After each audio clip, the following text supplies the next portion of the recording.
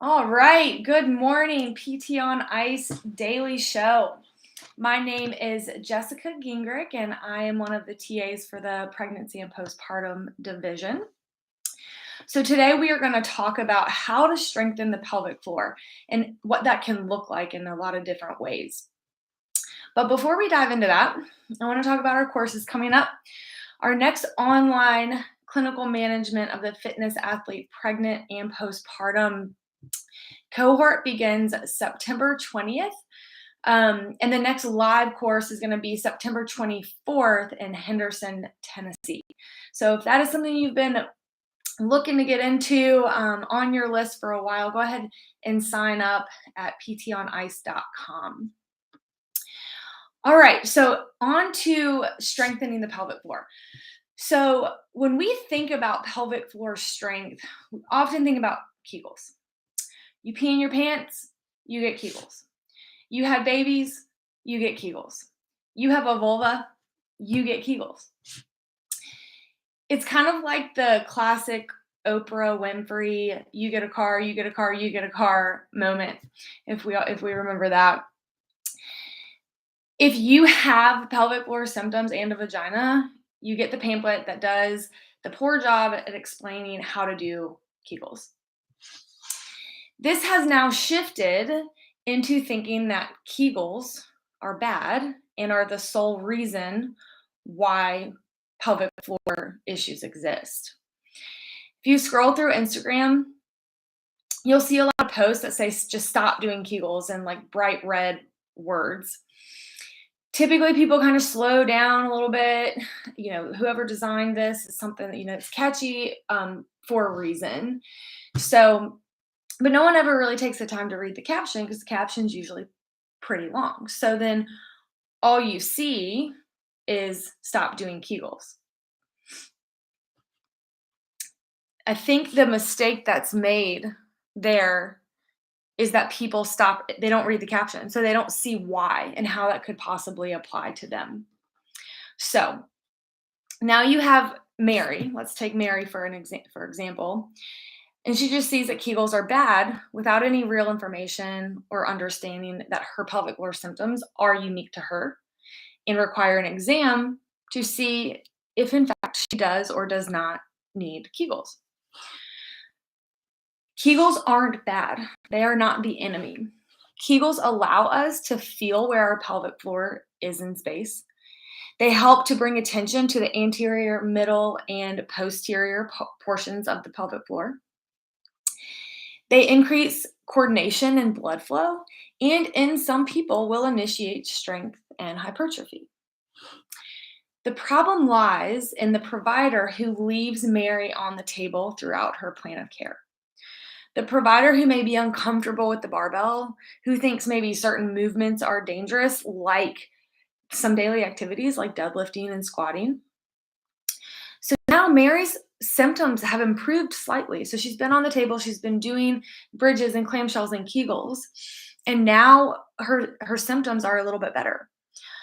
So these exercises help to improve her proprioception, which is not a bad thing. So Mary gets excited.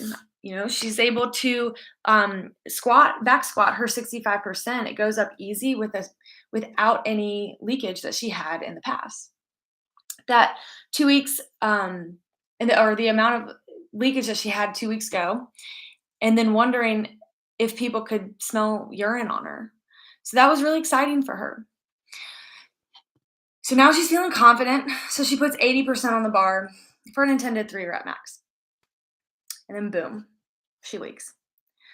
She's left feeling discouraged, maybe like she failed PT, when in reality, what Mary needed was her sport-specific strengthening. Her pelvic floor should have been loaded within percentages of her squat. How do we do this? We maybe start with Kegels. Maybe they're supine. Maybe they're in quadruped. Then we get to seated. Then we get to standing. And then we start doing things off the mat. Some submaximal specific strength training. So if she leaks with a 150-pound back squat, We need to teach her to understand where her pelvic floor is in space, train the squat and lower percentages, teach her how to brace properly, and then slowly build to that 150 pounds over the course of maybe 3 to 6 weeks. And then watch her eyes get big and the smile emerge as she's able to hit that 150 without leakage. Now, I know what you're all thinking. What about Nancy? So Nancy, who doesn't work out, she's got the ectomorph build, so she's got very little muscle mass. Her forms of exercise include gardening and walking. She does not load her body in any capacity because her whole life she was told not to do that. It was bad for women and it was bad for their reproductive health. So we know Nancy was misled, but she has a very deep-rooted belief in that, and that's part of our job to kind of chip away at that belief system. Show her that she can lift weights and build her capacity to life's demand.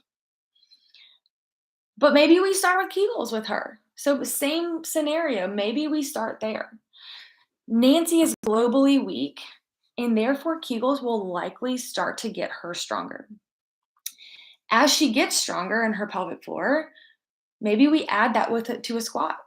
And then we say, hey, I want you to hold this 5-pound dumbbell, and then this 10-pound, and then this 15-pound, and then so on and so on. Everything and anything should lead us back to the barbell. There is no better way to continuously increase load without a ceiling. If you aren't comfortable with the barbell, with whatever specific movement, or if you are that PT that has that deep-rooted belief system that strength training is bad for you, or for maybe even not for you, but for some clients, I'm going to encourage you to sign up for the clinical management of the fitness athlete with Joe, Mitch, Alan, Zach, Kelly, and Gmo. This team will get you excited to lift. They will teach you that this is something that is going to help all muscles, including the pelvic floor. So until next time, I hope you guys have a great week, and I will see you then.